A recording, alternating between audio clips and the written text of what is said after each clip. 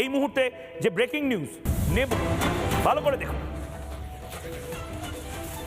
পাকিস্তানের ঘায়ের ওপর ফের আঘাত, একটা ঘা না শোকাতে শোকাতেই আরেকটা ঘা।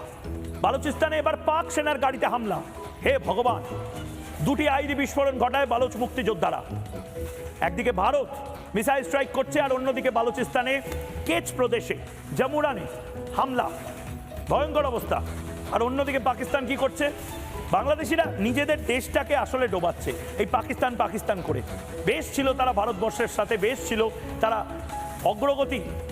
অগ্রগতির পথে, উন্নয়নের পথে। এখন জেহাদ এবং জঙ্গিপনার পথে দেশটাকে নিয়ে যাচ্ছে এই মোহাম্মদ ইউনূস।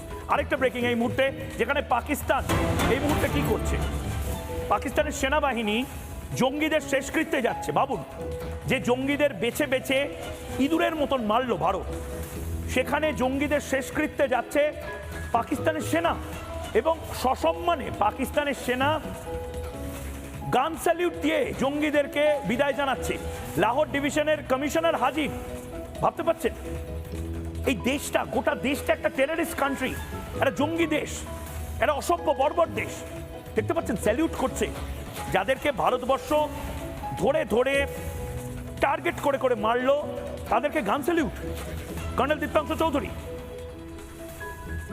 আমরা প্রত্যেকে, আপনি ময়ূক যেটা দিয়ে বলা শুরু করলেন, কালমা পড়াতে, এখানে আমাদের কালমা পড়াতে গিয়ে ওখানে বালুচ লিবারেশন আর্মি ওদের সার্কালাম করে দিচ্ছে, মাথাটাই কেটে নিয়ে চলে যাচ্ছে।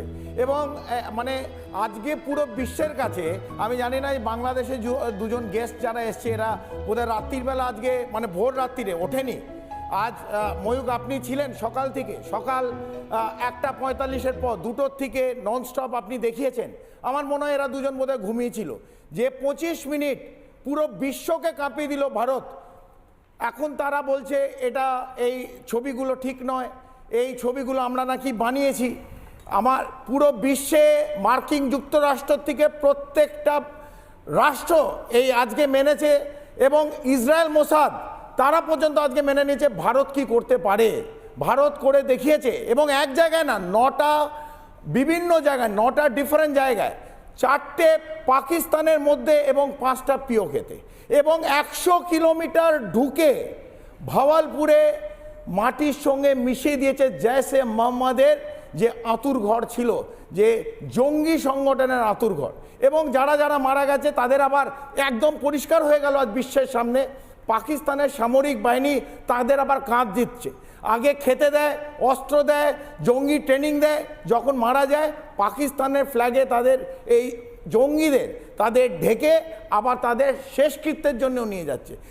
নানা ধরনের কন্টেন্ট দেখার জন্য লাইক করুন, শেয়ার করুন আমাদের ফেসবুক পেজ, সাবস্ক্রাইব করুন আমাদের ইউটিউব চ্যানেল।